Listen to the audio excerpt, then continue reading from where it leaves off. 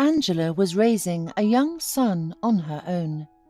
3 years ago, she was going to marry Morgan, but shortly before the wedding, after hearing about her unexpected pregnancy, the groom literally threw the young woman out to the street. He explained everything in a simple way. "I have met another woman, and I want to marry her."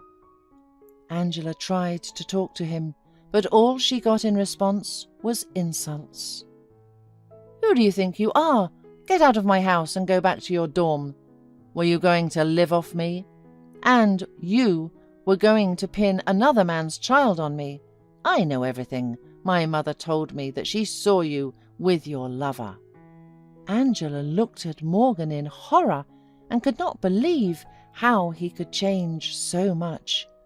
After all, she had known him quite different, gentle and kind. The girl gathered her few belongings and left. She felt so disgusted, as if she were covered in mud from head to toe. Down the stairs she met Morgan's mother, Mrs. Brown.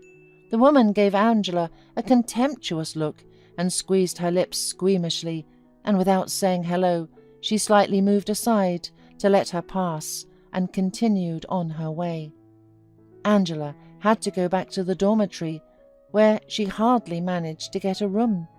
All the money she could earn was spent on things for the baby, so she had to deny herself everything and even cut down on food. After the baby was born, whom she named Sam, she was asked to find new housing and move out of the dormitory. In desperation, Angela began to look through all the ads in the city and finally found one that was fitting her very much. A lonely elderly man was in need of a nurse with accommodation, and Angela immediately went to the specified address. The elderly man agreed to accommodate the woman with the child, but allocated her the smallest room. For more than 2 years, the young woman cared for the bedridden man, trying to brighten his last days. She spoon-fed him, helped him take a shower, gave him the necessary medicine, and at the same time had time to take care of her own son, which took a lot of energy. When the old man passed away, Angela organized a funeral. Fortunately, the elderly man had saved money for this in advance. 10 days passed, and Angela began to prepare to move. She was sure that heirs would soon be found, and indeed one morning the doorbell rang. But it brought such good news that Angela could not believe her ears. The kind elderly man had made her his heir and bequeathed the apartment to his caring nurse. When exactly he did it, Angela did not know, but an elderly neighbour, Mrs. Williams, who was a friend of the elderly man, said that it had happened about half a year after Angela had moved in with him. Angela cried with happiness. After a while, Sam started going to kindergarten, and Angela managed to get a job in a sewing factory, where, after a month of probation, she proved to be a skillful and conscientious worker. She finally was happy because now she was free and independent. One night, the woman felt a sharp pain in her stomach, so severe that she could hardly breathe or think. Realizing that it was bad, Angela called an ambulance and, barely hanging on her feet, went to a neighbour. But there was silence at the door, and Angela just remembered that Mrs. Williams had gone to the summer house in the morning. She rang the other doors, but no one answered. A young man opened the door. Angela had seen him several times. They even greeted each other. Angela grabbed his arm and dragged him behind her. "Where are you taking me?" The man did not understand anything. "Did something happen to you?" "Your name is Douglas, isn't it? Please just follow me. It's hard for me to push you." Angela could hardly stand on her feet. They went into her apartment. "Here is my son, Sam. He's sleeping. I have no one to leave him with.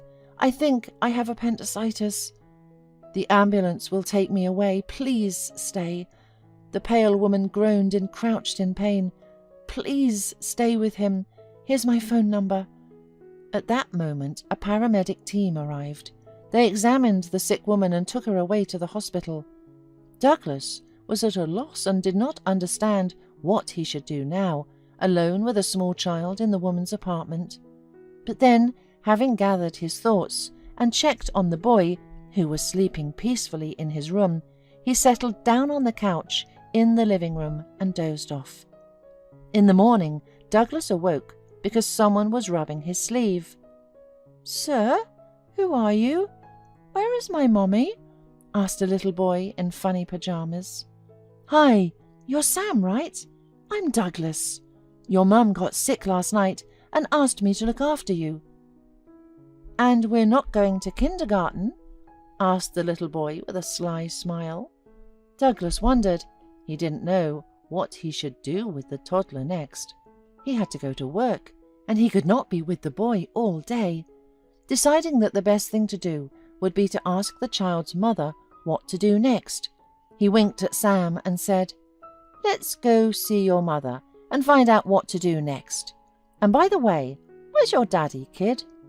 "He's lost somewhere," the boy shrugged his shoulders. "Mummy says he's never been here, but I know that that's not the truth. I wish he'd find me someday.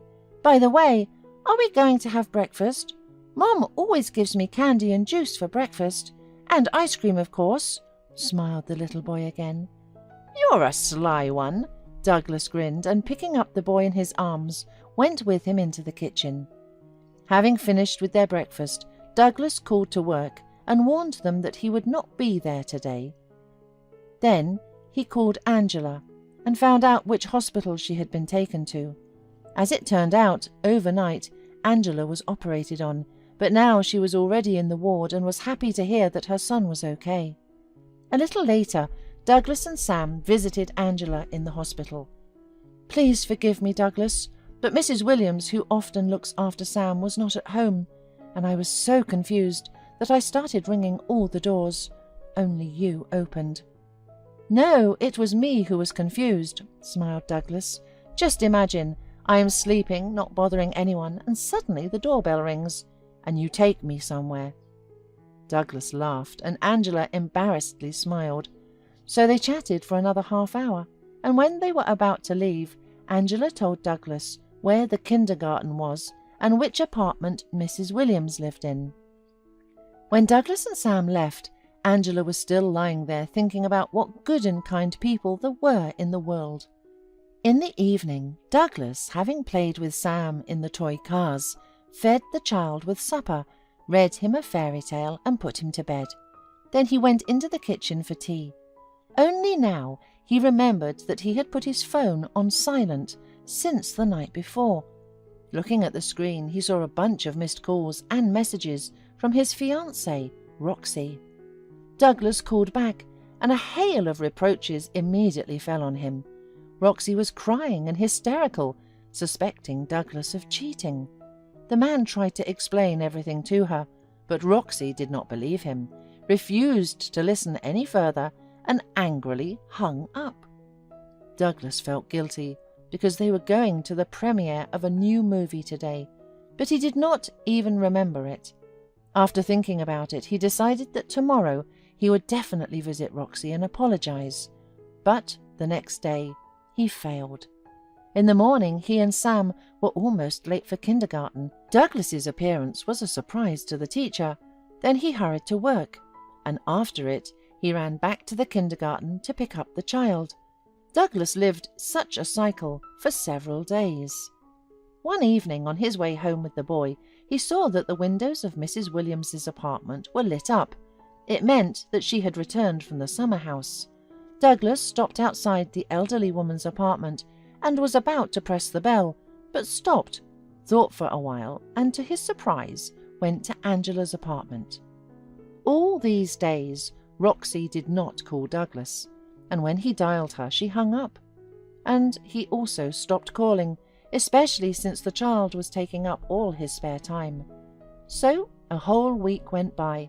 Saturday morning, when Douglas and Sam were still asleep, the doorbell rang. On the threshold stood Angela. "Hasn't Mrs. Williams arrived yet?" the young woman asked in surprise. "I don't know, I haven't seen her," said Douglas confusedly. "Yes, we managed ourselves. Your son is just a miracle. Please come in, I'll put the kettle on. We'll have tea now." Angela watched with a smile and with some pleasure as Douglas was managing her kitchen. Seeing her look, he understood everything and was embarrassed again. "You'll have to excuse me. I've gotten used to the place a little. Almost like at home." When Angela was walking Douglas out of her apartment, they bumped into Roxy on the stairs. The woman came to her fiancé to make up, but when she saw him coming out of another woman's apartment in his pajamas, she went up to him, gave him a resounding slap, and ran out into the street in a rage. Douglas was embarrassed that Angela witnessed this unpleasant scene. He explained that he and Roxy were supposed to have a wedding soon, but by all appearances it will no longer take place. Feeling guilty, Angela wanted to help Douglas, so when she saw Roxy through the window the next day, heading for the entrance again, she waited for her on the stairs to talk.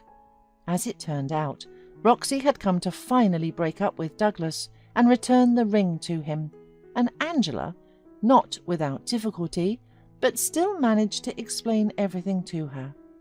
An hour later, Roxy and Douglas went to visit Angela, and a joyful Roxy invited her to the wedding. Only Douglas looked very sad for some reason. Angela thanked her for the invitation, but declined. She was still very weak after surgery. A few days passed. Angela saw neither Roxy nor Douglas, but when suddenly the doorbell rang, her heart treacherously fluttered. Angela opened it and was taken aback. On the threshold stood her failed mother-in-law. "Angela, what are you doing here?" goggled the woman's eyes. Angela stared at Mrs. Brown in shock and could not say anything. "I came to see my father. Where is he? Where is the owner of this apartment?"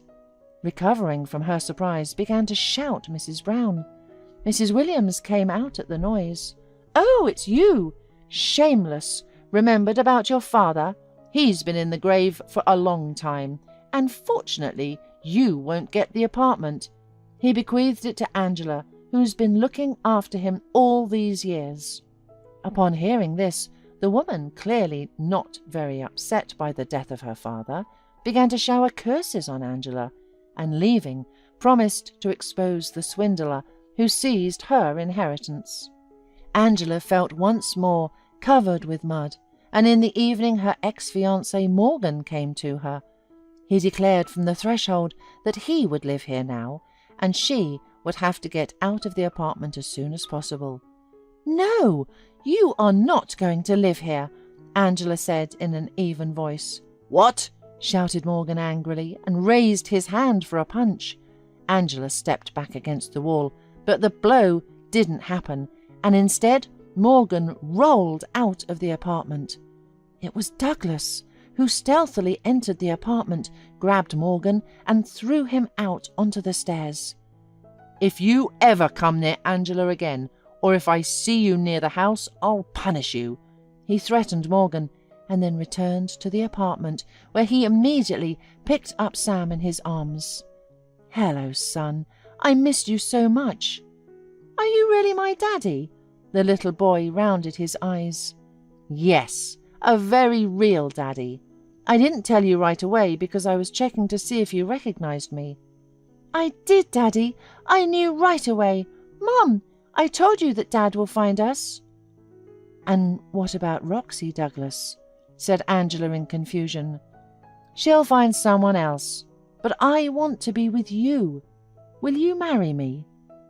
Angela nodded, and a happy smile lit up her face, and Douglas, hugging her and Sam, thought with relief that at last he was home.